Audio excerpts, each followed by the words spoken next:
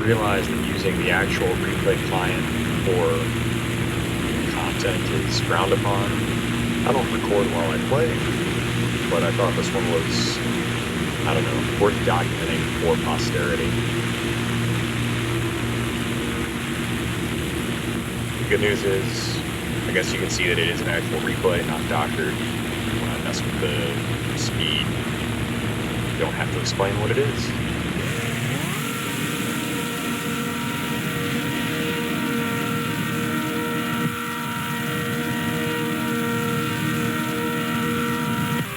Also worth noting that I'm old, so I don't know where the page up and page down buttons on my laptop are, where I'd be using them.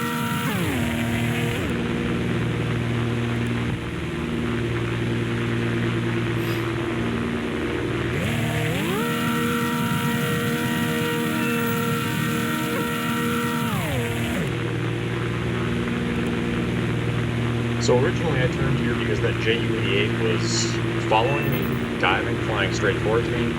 I don't like to chase bombers early, but if you're going to fly right at me, I'll at least make them a little maneuver for you. At this point I can see the Yak-1's coming in. He wants me.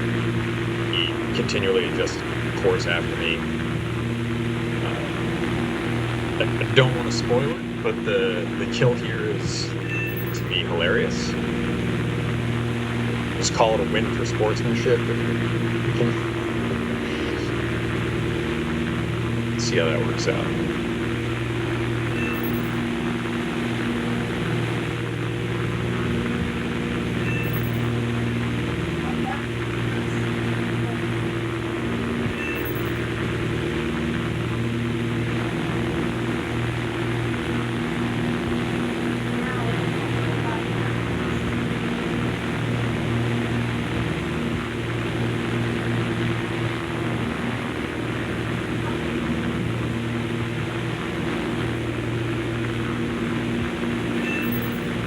And there it is, kill number one. Appreciate him saving me the ammo.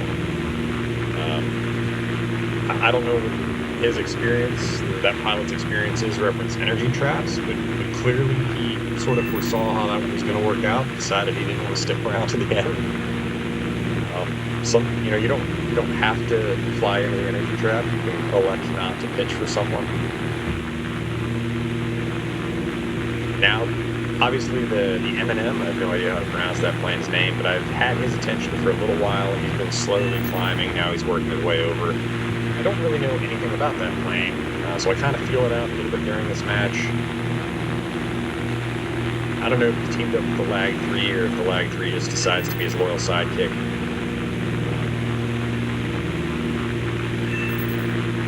Rather than go into a fight with a plane I don't know much about that's a little bit higher than me, I had to decide to maybe get a couple of kills on these guys chasing this bomber around, because they've been doing that so far all match.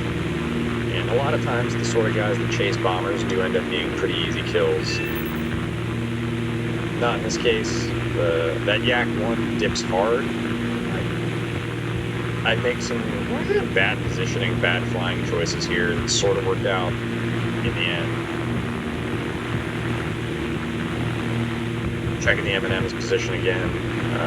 If I just dove straight for the MiG-3 here, I might have been able to get him, but they are both headed way down. I saw the Yak-1 was like 3 clicks and just diving straight to the deck. Smart move on his part, because he knows I won't follow that, or I shouldn't follow that unless I'm real dumb. His team can help him out. And at this point, I get to do a little speed test for the M&M. And even though he's got a huge altitude advantage, he's actually not closing very quickly. So it gives me the sense that maybe the P-63 is at least faster in a straight line. Just a little bit of a dive here, put some speed on, and that's it. That's as close as he's going to get.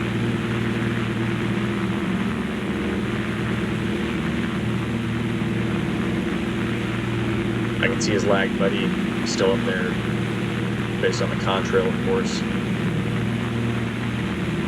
And now we've got some peak US prop gameplay here. It's the bravely run away or extend and reset, if that's what you want to call it. We hit the map border, and rather than turn, I just decided to let the map border do its thing. Got a little bit of space here.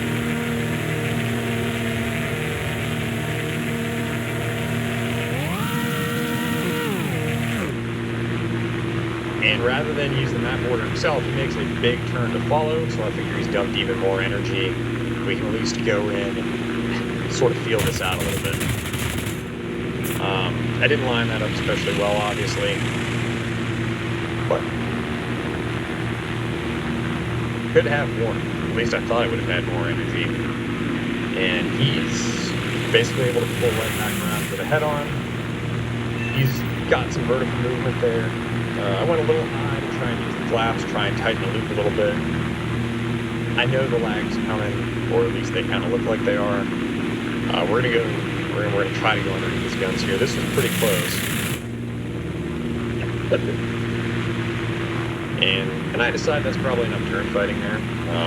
Again, I don't know much about the M&M, but you can at least turn with the same rate, and arguably a tighter radius than I can, so turn fighting is not it. And we're going to extend and reset. We're going to make a little bank here,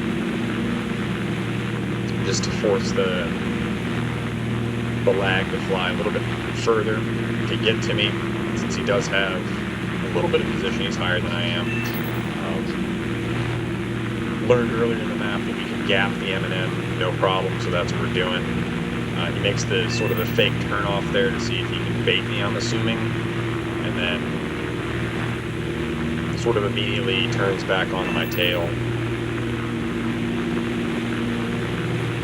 The goodness here for me is that creates a fair amount of separation. So now I'm turning a little bit into the lag, which, you know, it's not a bad aircraft for its BR, but it is not an airframe that is competitive with the P-63A-5, in my opinion. But there's now, you know, a nice gap between those two,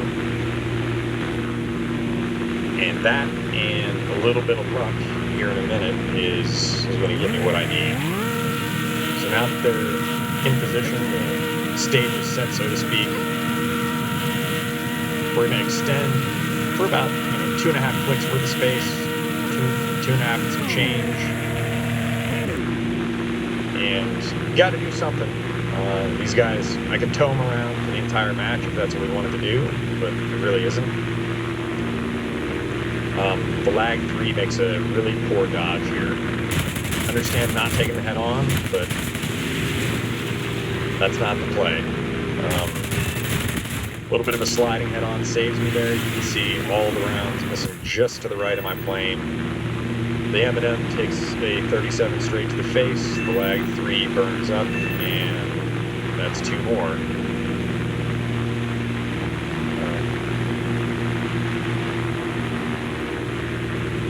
I'm not sure how reducing engine power would help me prepare from 3,900 meters, but again, it's a new feature they've added.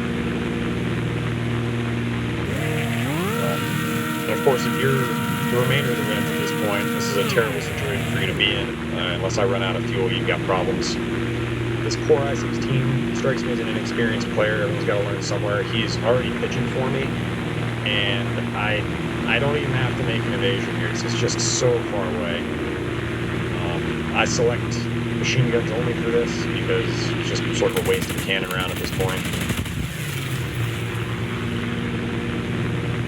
And because I'm the only one left in the match, I don't have to worry about anyone stealing that. An I-16 on fire with one wing is, well,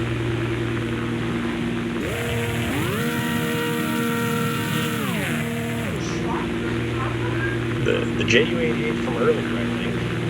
Granted, I did turn a little bit here, but once again, flying straight towards me. Not that there's a lot he could have done to better set up his teammates, but definitely a bold play to keep everybody sort of clumped together. 37 doing its thing there. It'll fail pretty spectacularly on the PE2 here. But again, JU-88 without a wing and on fire, not worried about him. I do see the MiG-3 here. Normally I would prioritize a fighter, but in my opinion, the MiG-3 is not really a threat. It turns like a truck. So if we do kind of get stuck into a fight together, I should be able to take him out, no problem. He really doesn't want to turn with me. As long as I don't give him a free pass, we're okay. So I'm going to see if I can squeeze a shot in on this PE2. Maybe I get lucky. I feel like it's working. I got a little bit of ammo still. So I'm compressing a little bit. I had a very hard time pulling in for that. I got one round on at least. I got a fire, which he puts out, but I'll take it. Turn away from the MiG-3. Still have more speed than he does. So this one's a little bit more high risk, but we're going to do yet another energy trap. The only reason I do this again is because the MiG-3 is just outclassed here, right? Turns like a truck. We're going to put some altitude on him. We're going to make him try to maneuver up for this. And partly because his plane just turns so badly. Yeah, he got 0.5. Easily within firing range, just no ability for him to get the nose on. I didn't handle this especially well. I should have cut throttle. I can use the flaps more effectively here for sure. My aim is not great, but again, it's a MiG-3 versus a P-63, so really my fight to lose. And you can see on a couple of these, the vertical targeting is definitely helping me out, particularly because I tend to experience a little bit of latency between my client and the server. And vertical convergence just sort of helps the bullets go where I think they should be going without me having to think about latency.